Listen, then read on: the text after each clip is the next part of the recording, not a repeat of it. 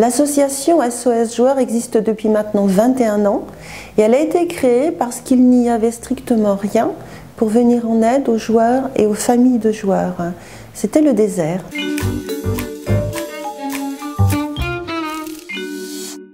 Le joueur qui nous appelle, c'est un joueur qui en fait a perdu le contrôle.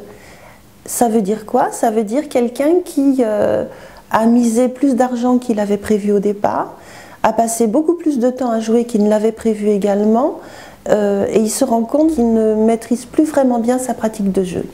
Pour venir en aide aux joueurs dépendants, SOS Joueurs a mis en place une permanence téléphonique avec donc une ligne d'aide dédiée qui est le 0810 600 115.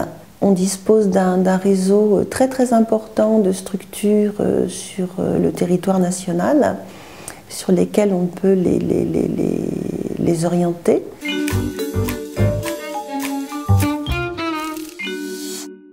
Le joueur a souvent du mal à nous appeler et il vit ça comme un vice alors qu'il devrait apprendre à le vivre et à le penser comme une dépendance.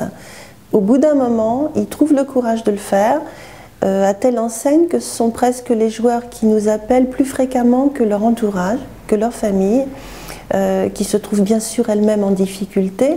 Quand un joueur s'adresse à nous, on fait ce qu'on appelle un état des lieux avec lui, c'est-à-dire qu'on essaye de savoir le plus possible de choses concernant sa dépendance, la façon dont il joue, à quel jeu il joue, ce qu'il a comme problème financier bien sûr, et un certain nombre d'éléments qui nous permettent d'affiner vraiment les conseils qu'on va lui donner.